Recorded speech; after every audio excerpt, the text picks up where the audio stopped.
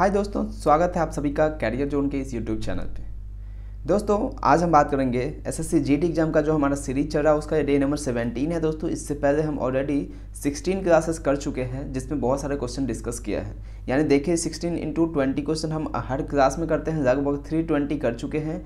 इसके साथ में मैंने आपको 400 से ज़्यादा चीज़ें एक्स्ट्रा चीज़ें बताई होगी, तो बहुत सारी चीज़ें डिस्कस कर चुके हैं और आगे भी ऐसे ही डिस्कस करते रहेंगे जब तक कि आपका एग्ज़ाम नहीं हो जाएगा। ठीक है, आपका सभी को बता दो दोस्तों, प्लेलिस्ट बना दिया है मैंने इसका जीके का। आप वहां से जाके अगर आपका कोई क्लास मिस है या दोबारा से रिवीजन करना हो तो आप देख सकते हैं। साथ ही दोस्तों ये क्लासेस हमारी डेली रात के 9 बजे होती है अपने यूट्यूब चैनल कैरियर जोन पे। और अभी हमने स्टार्ट किया है किसका, मैथ्स का भी स्टार्ट किया है और रीजनिंग का भी स्टार्ट किया। तो रीजनिंग का तो 7 बजे है, लेकिन मैथ्स का अभी टाइमिंग डिसाइड नहीं है, तो या तो फिर 8 बजे कर देंगे। 7 बजे रीजनिंग, 8 बजे मैथ और 9 बजे जीके का कर देंगे। ये तीनों टाइम फिक्स रखेंगे। साथ ही दोस्तों करंट अफेयर मैं आपको अपने इंस्टाग्राम पेज पर देता हूँ डेली का, तो आप वहाँ से डेली इंस्टाग्राम पेज से करंट अफेयर कीजिए। और जो हमारा ग्रुप है उस पर हम आपको टारगेट देते हैं करंट अफेयर आपको कब से कब तक का करना है नहीं करना है, उसका टेस्ट भी दिया जाएगा करंट अफेयर का भी। तो उम्मीद करूँगा दोस्तों आप सभी की सभी सब्जेक्ट की तैयारी अच्छे से चल रही होगी। चलते हैं आज के क्वेश्चन को स्टार्ट करते हैं। उससे पहले आप सभी से रिक्वेस्ट है, अगर चैनल पर नए हैं तो सब्सक्राइब कर दीजिएगा और बेल आइकन भी प्रेस कर दीजिएगा ताकि वीडियो की नोटिफिकेशन आपको मिलती रहे। तो और सब दो चीज़ एक चीज़ बताता हूँ, 2 दिन से हमारे साथ जीके की क्लास नहीं हो पा रही थी, उसके लिए आप सभी से दिल से माफ़ी मांगता हूँ। मैथ्स वगैरह के क्लास देने के लिए थोड़ा बिजी हो गया था, इस वजह से इसमें नहीं दे पाया। तो अब इस कंटिन्यू हो जाएगा जीके का, मैथ का और रीजनिंग का। ठीक है, देखिए सबसे पहले क्या question for you as for you जानते हैं आप सभी के लिए कि आप डेली में क्लास में एक देता हूं क्वेश्चन, वो आपको कमेंट करना होता है। तो इसका कमेंट आप वीडियो के एंड होने के बाद में कीजिएगा, ताकि इस टाइम जो आप सभी इतने स्पीड से कमेंट कर रहे हैं मैं पढ़ नहीं पाता हूँ, इस वजह से आप इसके कमेंट जो है वीडियो के बाद करना, ताकि वीडियो का जो कमेंट जो होगा आपका वो मैं देख पाऊँगा और आपको उसको आंसर कर पाऊँगा। तो चलते हैं आज के क्वेश्चन को सीधे हम स्टार्ट करते हैं। आप देख लीजिए एक बार, ये क्या है, विश्व का सर्वाधिक ठंडा स्थल कौन सा है। इसका आंसर आपको कमेंट करना है। याद रहे दोस्तों वीडियो एंड होने के बाद कमेंट करना, ताकि मैं आपकी कमेंट को देख सकूं और जिसका भी सही आंसर होगा मैं उसको हार्ट दे दूंगा। आप समझ जाना आपका आंसर राइट है या फिर रॉन्ग है। देखिए पहला प्रश्न है, राज्य लोक सेवा आयोग का कार्यकाल कितने वर्षों का होता है। राज्य लोक सेवा आयोग का कार्यकाल कितने वर्षों का होता है। 4 वर्षों का होता है, 5 वर्षों का होता है, 6 वर्षों का होता है या फिर 7 वर्षों का होता है। तो राज्य का जो लोक सेवा आयोग होता है दोस्तों, उसका कितने का आयोग होता है, 6 वर्षों का होता है। राज्य लोक सेवा आयोग का कितने वर्षों का कार्यकाल होता है, 6 वर्षों का होता है। ऑप्शन सी इसका सही आंसर हो जाएगा। दूसरा प्रश्न है दोस्तों, वित्त आयोग का गठन कब किया गया। वित्त आयोग का गठन कब किया गया, 1949 ईस्वी में, 1950 ईस्वी में, 1951 में और 1955 में। तो सही आंसर है ऑप्शन नंबर सी, 1949 ईस्वी में। दोस्तों भारत के वित्त आयोग का गठन किया गया था। 1951 ईस्वी में भारत का वित्त आयोग का गठन किया गया था। याद रहेगा ये चीज़ें। तीसरा प्रश्न है, संगीत नाटक अकादमी की स्थापना कब हुई। संगीत नाटक अकादमी की स्थापना कब हुई, 1949 को, 1951 को, 1952 को या फिर 1953 को। तो संगीत नाटक अकादमी की स्थापना दोस्तों कब हुई थी, 1953 में हुई थी, यानी कि ऑप्शन नंबर डी इसका राइट आंसर हो जाएगा। संगीत नाटक अकादमी की स्थापना कब हुई थी, 1953 में हुई थी। दोस्तों जहां इंपॉर्टेंट होगा मैं एक्सप्लेन करूंगा, आप टेंशन मत लेना। ठीक है, क्या है, स्वतंत्र भारत के थल सेना के प्रथम जनरल कौन थे। स्वतंत्र भारत के थल सेना के प्रथम जनरल कौन थे। मानिक शाह के एम करियप्पा, राजेंद्र सिंह या फिर मेजर ध्यान सिंह। तो इसका सही जवाब क्या होगा दोस्तों, स्वतंत्र भारत के प्रथम थल सेना के प्रथम जनरल कौन थे। इसका सही आंसर है दोस्तों ऑप्शन नंबर बी, के एम करियप्पा। के एम करियप्पा दोस्तों स्वतंत्र भारत के प्रथम थल सेना के प्रथम जनरल थे। तो बी ऑप्शन इसका राइट आंसर हो जाएगा। अगर हम कुछ इंपॉर्टेंट चीज़ें देखें और अगर भारत की बात करें कौन कौन थे, तो देख लेते हैं, एक बार रिवीजन कर देते हैं, मतलब बता देता हूँ, आप नोट कर देना। देखो भारत के प्रथम महिला प्रेसिडेंट आपको याद होगा, प्रतिभा देवी पाटिल थी, ये सब आपको याद होगा। प्रथम महिला प्रधानमंत्री कौन थी, इंदिरा गांधी थी, ये भी याद होगा आप सभी को। उसके बाद अगर बात करें भारत की प्रथम महिला शासिका कौन थी, रजिया सुल्तान थी, ये सभी कई बार एग्जाम में पूछा गया है, तो इसको हल्के में मत लेना। प्रथम महिला मुख्यमंत्री कौन थी? सुचेता कृपलानी थी, याद रहेगा। प्रथम महिला मुख्यमंत्री सुचेता कृपलानी। कौन सा स्टेट का पूछे तो उत्तर प्रदेश का। ओके, नेक्स्ट है, अगर बात करें प्रथम महिला केंद्रीय मंत्री कौन थी? प्रथम महिला केंद्रीय मंत्री कौन थी? अमृता कौर थी। ठीक, प्रथम महिला स्नातक जिसने कि ग्रेजुएशन किया हो कौन थी? कदम्बनी गांगुली एंड चंद्रमुखी वासु। हाँ, कदम्बनी गांगुली एंड चंद्रमुखी वासु कौन थी? प्रथम महिला स्नातक थी जिन्होंने कि ग्रेजुएशन किया था। वायुसेना में प्रथम महिला पायलट कौन थी? हरिता कौर दयाल। हरिता कौर दयाल वायुसेना में प्रथम महिला पायलट थी। मिस वर्ल्ड बनने वाली पहली महिला कौन थी भारत की? मिस वर्ल्ड बनने वाली पहली महिला कौन थी भारत की? रीता फारिया। कुमारी रीता फारिया मिस वर्ल्ड की बनने वाली पहली भारतीय महिला थी। अशोक चक्र पाने वाली पहली महिला कौन थी? अशोक चक्र पाने वाली पहली महिला कौन थी दोस्तों? नीरजा भानोट। तो ये इसका कुछ इंपॉर्टेंट था जो कि मैंने आपको बता दिया। उम्मीद करेंगे आप सभी इसका नोट्स बनाओगे और इसका रिवीजन करते रहोगे। चलते हैं अगले प्रश्न पे। पांचवा प्रश्न है, स्वतंत्र भारत के नौसेना का प्रथम कमांडर कौन था? स्वतंत्र भारत के नौसेना का प्रथम कमांडर कौन था? तो इसका क्या आंसर है देखते हैं। आर.डी. कटारी, एस.के. मुखर्जी, सोमनाथ उपाध्याय, एस.के. दुबे। तो स्वतंत्र भारत के नौसेना के जो प्रथम कमांडर थे कौन थे दोस्तों? आर.डी. कटारी। ऑप्शन ए इसका राइट आंसर हो जाएगा मेरे भाइयों। ऑप्शन ए यानी कि आर.डी. कटारी जो थे स्वतंत्र भारत के नौसेना का प्रथम कमांडर था। ठीक, छठा प्रश्न है, स्वतंत्र भारत के वायुसेना के प्रथम जनरल एयर मार्शल कौन थे? स्वतंत्र भारत के वायुसेना के प्रथम जनरल एयर मार्शल कौन थे? एस चंद्रशेखर, आशुतोष मुखर्जी, सोहन लाल या फिर बी.के. मिश्रा। तो इसका सही आंसर है दोस्तों आशुतोष मुखर्जी। ऑप्शन बी इसका राइट आंसर हो जाएगा। स्वतंत्र भारत के वायुसेना के प्रथम जनरल एयर मार्शल कौन थे? आशुतोष मुखर्जी थे। ऑप्शन बी इसका राइट आंसर हो जाएगा। सातवां प्रश्न है, भारत रत्न प्राप्त करने वाली प्रथम महिला कौन थी? भारत रत्न प्राप्त करने वाली प्रथम महिला कौन थी? विजय लक्ष्मी पंडित, एनी बेसेंट, इंदिरा गांधी या फिर मदर टेरेसा। तो सही आंसर है option number C, Indira Gandhi. स्वतंत्र भारत रत्न प्राप्त करने वाली प्रथम महिला कौन थी दोस्तों? इंदिरा गांधी थी। ऑप्शन इसका क्या हो जाएगा? सी आंसर का सही आंसर हो जाएगा। और इंदिरा गांधी और कौन थी दोस्तों? भारत के प्रथम महिला प्रधानमंत्री भी थी। भारत की प्रथम महिला प्रधानमंत्री कौन थी?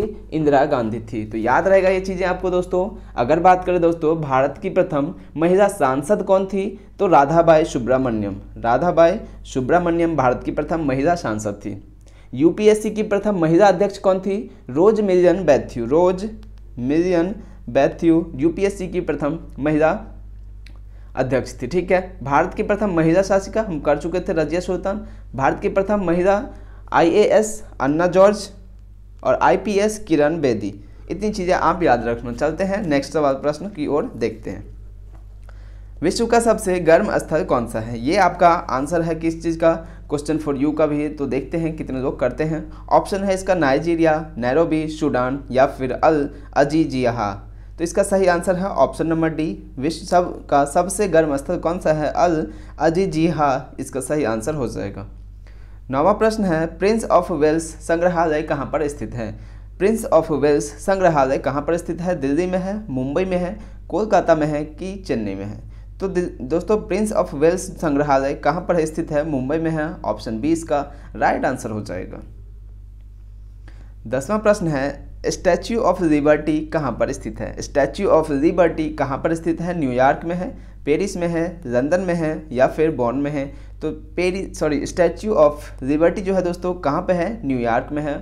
ऑप्शन ए इसका राइट आंसर हो जाएगा। स्टैच्यू ऑफ लिबर्टी कहाँ पर स्थित है? न्यूयॉर्क में है। काफ़ी बार एग्जाम में पूछा गया है।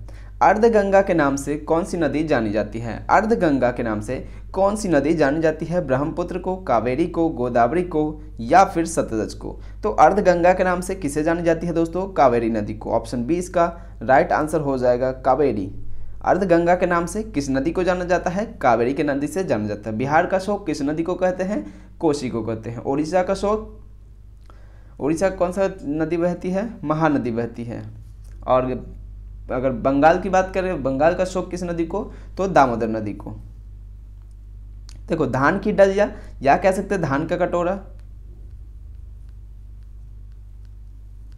धान का कटोरा किस राज्य को कहा जाता है, पश्चिम बंगाल को कहा जाता है, पंजाब को कहा जाता है, हरियाणा को कहा जाता है, छत्तीसगढ़ को कहा जाता है। तो सही आंसर है ऑप्शन नंबर डी, इसका सही आंसर हो जाएगा दोस्तों। छत्तीसगढ़ को धान का कटोरा कहा जाता है। त्योहारों का नगर मदुरई को कहा जाता है, कई बार हम डिस्कस कर चुके हैं। मदुरई किस नदी के किनारे हैं, वैगई नदी के किनारे पर स्थित है कौन, मदुरई। ठीक, 13 नंबर का देखते हैं। 13वां प्रश्न है, अंतर्राष्ट्रीय न्यायालय में कुल न्यायाधीशों की संख्या कितनी होती है। अंतर्राष्ट्रीय न्यायालय में कुल न्यायाधीशों की संख्या कितनी होती है, 11 होती है, 15 होती है, 21 होती है या फिर 28 होती है। तो अंतर्राष्ट्रीय न्यायालय में न्यायाधीशों की संख्या कितनी होती है, ऑप्शन बी इसका राइट आंसर है, 15 होती है। ऑप्शन बी को राइट हो जाएगा। अंतर्राष्ट्रीय न्यायालय में कुल न्यायाधीशों की संख्या कितनी होती है, 15 होती है। ठीक है, कितने वर्षों के लिए इसका नियुक्ति किया जाता है, 9 ईयर्स के लिए किया जाता है इसकी नियुक्ति। अगर बात करें दोस्तों कि अंतर्राष्ट्रीय न्यायालय का हेडक्वार्टर कहाँ पे है, यानी कि आप कह सकते हैं द हेग। हेग कहाँ पे है, नीदरलैंड में है। अंतर्राष्ट्रीय न्यायालय का जो हेडक्वार्टर है कहाँ पर है, द हेग में है, और द हेग कहाँ पे है, नीदरलैंड में है। इनमें न्यायाधीशों की कुल संख्या कितनी होती है, 15 होती है। कितने वर्षों के लिए, 9 वर्षों के लिए इनकी नियुक्ति की जाती है। अगर बात करें दोस्तों इनकी स्थापना कब किया गया था इसका, तो 3 अप्रैल 1946 को द हेग में इसका स्थापना किया गया था। ठीक है, अब देखो ये 15 जो न्यायाधीश है ना, इसमें भी कंडीशन होता है। इनके जो नियुक्ति होती है 9 वर्षों के लिए होती है। ठीक है, और प्रत्येक 3 वर्ष के बाद 5 न्यायाधीश अवकाश ग्रहण करते हैं। ठीक है, यानी कि 5 वर्षों के बाद प्रत्येक 3 वर्ष के बाद 5 जो न्यायाधीश होते हैं वो क्या है, अवकाश पर चले जाते हैं। और कोई भी 2 न्यायाधीश एक देश से नहीं हो सकते, यानी कि एक देश से एक ही न्यायाधीश होगा। ठीक है, इतनी सारी चीज़ें आपको याद रहेगी क्या, एग्जाम में पूछा जाता है कई बार, तो आप याद रखना। और इनका जो न्यायालय की जो सरकारी भाषा है कौन सा है, फ्रेंच है एंड इंग्लिश है। ये भी क्वेश्चन में पूछा गया है कि अंतर्राष्ट्रीय न्यायालय का सरकारी कामकाजी भाषा कौन सा है, फ्रेंच एंड इंग्लिश इसका राइट आंसर होगा। अब देखते हैं 14 नंबर को, किस वेद को गीतों के रूप में जाना जाता है। किस वेद को गीतों के रूप में जाना जाता है, ऋग्वेद को, यजुर्वेद को, सामवेद को, अथर्ववेद को। तो गीतों के रूप में किसे जाना जाता है, सामवेद को जाना जाता है। सामवेद को गीतों के रूप में जाना जाता है, यानी कह सकते हैं सबसे पहले सामवेद में ही दोस्तों गीतों का उल्लेख किया गया था। गीतों का उल्लेख कहाँ पे किया गया था, सर्वप्रथम सामवेद में किया गया था। तो ऑप्शन सी इसका राइट आंसर हो जाएगा। 15 नंबर का प्रश्न है, पाटलिपुत्र की स्थापना किसने की थी। पाटलिपुत्र की स्थापना किसने की थी, उदयन ने की थी, अजातशत्रु ने की थी, बिंबिसार ने की थी या फिर घनानंद ने की थी। तो पाटलिपुत्र की स्थापना किसने की थी, उदयन ने की थी। ऑप्शन ए इसका राइट आंसर हो जाएगा कि उदयन ने पाटलिपुत्र की स्थापना की थी। 16 प्रश्न है, नटराज की मूर्तियाँ किस काल की है। नटराज की मूर्तियाँ किस काल की है, पाल काल, मुगल काल, सैयद काल, चोल काल। करेक्ट आंसर है नटराज की जो मूर्तियाँ हैं दोस्तों किस काल की है, चोल काल की है। ऑप्शन डी इसका राइट आंसर हो जाएगा, नटराज की मूर्तियाँ चोल काल की है। Option D is the right answer of this question. 17 number का है, पुलकेशिन सेकंड का दरबारी कवि कौन था। पुलकेशिन सेकंड का दरबारी कवि कौन था, हरिसेन था, वशबंधु था, नागार्जुन था, रवि कीर्ति था। तो पुलकेशिन सेकंड का जो दरबारी कवि था दोस्तों कौन था, रवि कीर्ति था। ऑप्शन डी इसका राइट आंसर हो जाएगा, रवि कीर्ति पुलकेशिन सेकंड का दरबारी कवि था। 18वां प्रश्न है, भारत पर आक्रमण करने वाला प्रथम मुस्लिम आक्रमणकारी कौन था। भारत पर आक्रमण करने वाला प्रथम मुस्लिम आक्रमणकारी कौन था, मोहम्मद बिन कासिम, महमूद गजनवी, महमूद गौरी या फिर बहलोल लोदी। तो इसका सही आंसर है ऑप्शन नंबर ए, मोहम्मद बिन कासिम। मोहम्मद बिन कासिम दोस्तों भारत पर आक्रमण करने वाला प्रथम मुस्लिम आक्रमणकारी था। याद रखना, भारत पर आक्रमण करने वाला प्रथम मुस्लिम कौन था जिन्होंने आक्रमण किया था, मोहम्मद बिन कासिम इसका राइट आंसर होगा। 19 है, किन्ना स्वामी अभ्यारण्य किस राज्य में स्थित है। किन्ना स्वामी अभ्यारण्य किस राज्य में स्थित है, तमिलनाडु में है, आंध्र प्रदेश में है, राजस्थान में है या फिर केरला में है। तो करेक्ट आंसर है दोस्तों option number B, Andhra Pradesh. किन्ना स्वामी अभ्यारण्य किस राज्य में स्थित है, आंध्र प्रदेश में है। तमिलनाडु में कौन सा है, अन्नामलाई अभ्यारण्य जो है तमिलनाडु में है। राजस्थान में बहुत सारे हैं, याद ही होगा आपको, केवलाद काफ़ी फेमस है, घाना अभ्यारण्य फेमस है। बांदीपुर कहाँ है? कर्नाटक में है। चिल्का कहाँ पे है? उड़ीसा में है। ठीक है, वाल्मीकि कहाँ पे है? बिहार में है, काफ़ी है। और एक और कौन था, दूधवा कहाँ है? उत्तर प्रदेश में है। काफ़ी सारी चीज़ें हैं, मैंने आपको ऑलरेडी बहुत सारे क्लासों में बता चुके हैं। तो उम्मीद करेंगे दोस्तों आपको ये क्लास अच्छी लगी होगी। आज की क्लास यहीं तक रखते हैं। अगर वीडियो अच्छा लगा तो लाइक शेयर एंड सब्सक्राइब कर देना, और कल से फिर हमारी सारी क्लासेस कंटिन्यू हो जाएगी। आज थोड़ा सा मेरा तबीयत ठीक नहीं था, इस वजह से ज़्यादा एक्सप्लेन भी नहीं कर पाया और दूसरी क्लासेस भी नहीं दे पाया। मिलेंगे कल के वीडियो में, तब तक के लिए बाय बाय, टेक केयर।